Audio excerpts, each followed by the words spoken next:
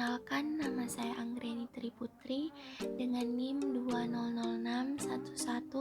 200611020068 dari kelas 2B2 akan menjelaskan sebuah materi dengan judul leasing. Pengertian leasing.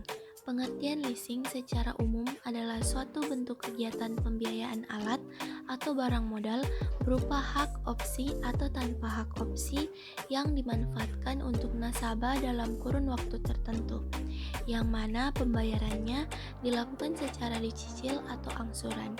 Beberapa ahli berpendapat bahwa pengertian leasing adalah suatu bentuk perjanjian yang dilakukan oleh para pemilik aktiva atau barang dengan nasabahnya. Dalam hal ini, pemilik aktiva akan disebut sebagai leaser dan pemilik nasabah akan disebut sebagai lessee. Nantinya, pihak leaser akan menyediakan barang atau jasa yang dibutuhkan oleh pihak lessee untuk operasional produksi. Sebagai imbalannya, maka pihak lessee harus melakukan pembayaran kepada leaser dalam secara dicicil. Jenis-jenis leasing. Leasing bisa dibedakan menjadi 5 jenis dalam proses penerapannya. Kelima jenis leasing tersebut adalah sebagai berikut. Yang pertama adalah capital lease. Capital lease adalah jenis perusahaan leasing yang berasal dari suatu lembaga keuangan. Jenis leasing ini pada umumnya bisa melayani pihak nasabah yang memerlukan kebebasan dalam hal menentukan barang serta modal dengan spesifikasi tertentu. Yang kedua ada operating lease.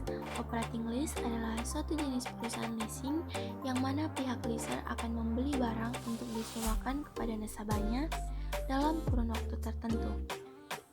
Yang ketiga ada sales type lease, yaitu sales penjualan yang merupakan jenis leasing yang biasanya dikerjakan oleh perusahaan industri yang melakukan penjualan lease barang dari hasil produknya.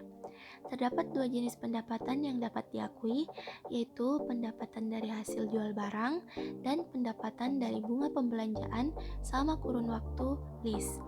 Yang keempat ada leverage lease, yaitu jenis perusahaan leasing yang melibatkan pihak ketiga. Artinya pihak leaser tidak membayar objek leasing sebanyak 100%, tapi hanya sekitar 20% hingga 40% saja. Sisanya nanti akan ditanggung oleh pihak ketiga tersebut. Yang keempat ada cross border lease, yaitu jenis perusahaan leasing yang dikerjakan antar negara, yang artinya pihak leaser dan lease tidak ada di dalam suatu negara yang sama, namun berada di dua negara yang beda. Biasanya jenis leasing ini hanya melakukan leasing pada barang yang memiliki nominal sangat besar, seperti produk pesawat terbang Airbus atau Boeing. Kelebihan dan manfaat leasing. Beberapa manfaat dan keuntungan yang akan didapat perusahaan karena melakukan kegiatan leasing adalah sebagai berikut. Yang pertama adalah fleksibel. Bagan struktur kontrak yang terdapat dalam leasing bisa disesuaikan sesuai dengan keperluan lessee, sehingga jangka waktu lease serta nominal biaya yang harus dikeluarkan bisa disesuaikan dengan kondisi keuangan yang dimiliki oleh nasabah. Yang kedua adalah tidak perlu jaminan. Hak kepemilikan sah atas aktiva dalam leasing yang di-lease dalam pembayaran lease sesuai pendapat oleh aktiva bisa dijadikan jaminan untuk lease tersebut. Yang ketiga adalah capital saving. Pihak lembaga biasanya akan memberikan pembiayaan sebanyak 100% untuk nasabah, sehingga lease bisa menggunakan dananya untuk kebutuhan yang lain demi meningkatkan produktivitas perusahaan. Yang keempat adalah pelayanan cepat. Pada umumnya, prosedur pembiayaan akan memerlukan waktu yang terbilang cepat, dimulai dari sistem pengajuan sampai realisasinya. Dengan adanya kemudahan ini, maka akan mampu meningkatkan efisiensi waktu untuk kegiatan perusahaan sehingga bisa lebih produktif lagi. Fungsi leasing. Pada dasarnya, fungsi leasing sebenarnya hampir sama dengan fungsi bank, yaitu menyediakan pembiayaan produk dengan jangka menengah. Bedanya, bank konvensional akan memberikan pinjamannya dalam bentuk uang, sedangkan leasing memberikan pinjaman dalam bentuk barang yang selanjutnya barang tersebut harus dicicil atau diangsur. Contohnya saja dalam pembelian sepeda motor. Tanpa ada pihak leasing, Anda harus membeli sepeda motor tersebut tersebut secara tunai, dan tentunya memberatkan, terlebih lagi jika Anda hanya karyawan pabrik atau kantoran biasa, pasti butuh bertahun-tahun untuk bisa membelinya. Untuk itulah leasing hadir, yaitu dengan memberikan kesempatan pada Anda untuk bisa mempunyai sepeda motor tanpa harus membayar uang tunai 100%. Umumnya, Anda hanya harus mengeluarkan uang muka untuk kesepakatan awal. Besarnya uang muka bisa berbeda-beda. Nantinya sisa kekurangan tersebut bisa Anda angsur atau cicil selama kurun waktu yang sudah disepakati.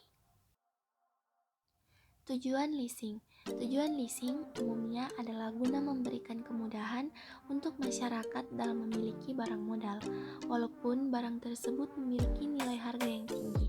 Selain itu, perusahaan leasing yang menjalankan bisnis ini tentunya akan mendapatkan keuntungan dari bunga kredit. Jadi, jika harga sepeda motor yang Anda inginkan normalnya adalah 17 juta, Anda mungkin harus membayar sepeda motor tersebut dengan harga yang lebih besar dari harga normalnya kepada pihak leasing karena di dalamnya terdapat bunga kredit. Contoh perusahaan leasing di Indonesia. Yang pertama adalah PT Adira, yang kedua adalah PT BFI Finance, yang ketiga adalah PT Summit Auto Finance, yang keempat adalah PT Busan Auto Finance. Pihak-pihak dalam transaksi leasing. Terdapat 3 pihak dalam transaksi leasing. Yang pertama adalah leaser, merupakan perusahaan leasing yang memiliki hak kepemilikan barang modal. Yang kedua adalah leasee, yaitu pihak yang menggunakan atau menyewa modal yang memiliki hak pilihan di akhir kontraknya.